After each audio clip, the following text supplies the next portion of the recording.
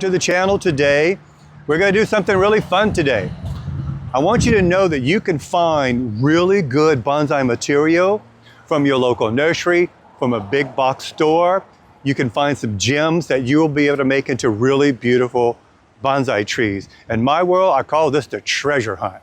So we're out looking for some treasure today. We're at a local nursery here in Winston-Salem. So let's go around and see if we can find something today that will be a good product for us to do a demonstration on, so you guys know that you can buy something that's inexpensive and turn it into a very valuable piece of living artwork. So let's take a walk through the nursery and check it all out, you guys. It's a really cool place. Lots of variety, lots of plants, lots of vegetables, a lot of really cool stuff. We're not here for vegetables today. We don't make a bonsai tree from a bell pepper. That doesn't happen. People ask me that. We don't do it. Beautiful.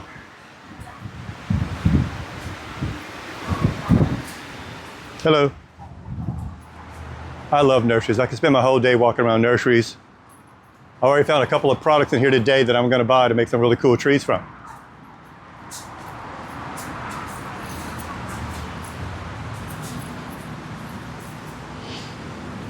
So we have acres and acres that we could walk here today, but I've noticed when I've been here before, he has an area here. Sometimes with the plants maybe not as happy through winter, you get on them on a song and a prayer, and you can make it a really nice bonsai tree.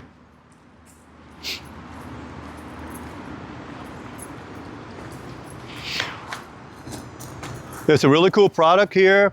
Lots of really cool stuff. This could be a fairly decent tree right here, something I'm looking at as well. Has a pretty good structure. I think we can make a really nice tree out of this.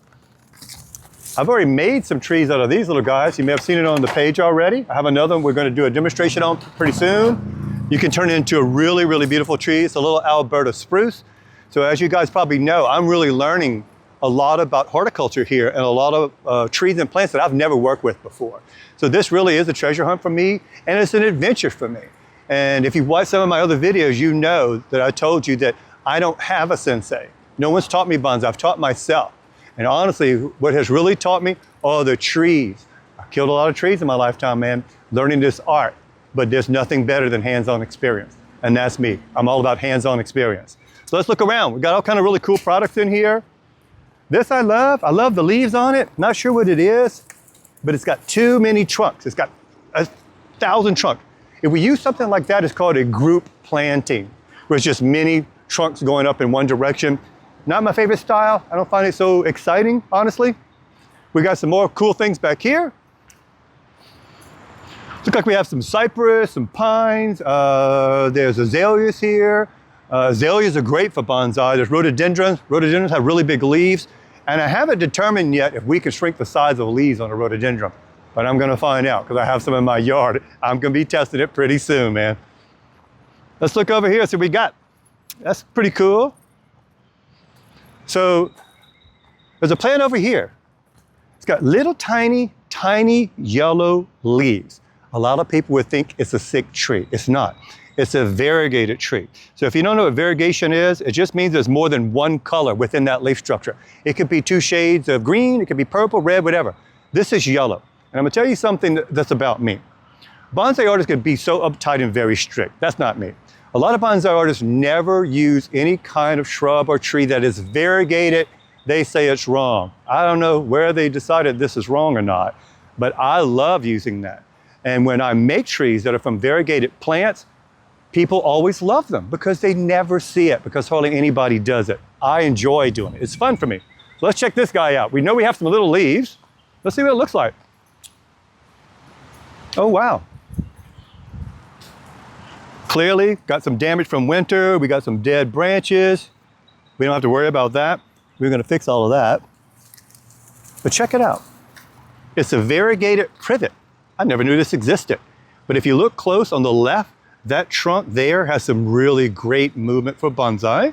And then we have another trunk that's on the right that's relatively straight. I think this is a really good product for us to work with today. As I always say, the tree will identify itself to me. It will show itself to me. But I look in this and I see promise. I see that this could be a really, really fun tree. What's really great about it too is it has very, very small leaves, man. I do not have to worry about doing leaf reduction on this tree. It's automatically giving me very small leaves. This is gonna be a really, really fun tree. I can already tell you this one might not leave my backyard because I've never worked with this before. This is gonna be really fun for me. So I think this is gonna be our product that we're gonna work on. So stay tuned because you're gonna see this develop from this crazy, half-dead bush into a beautiful, valuable privet bonsai with bright yellow-green leaves. It's gonna be very, very cool.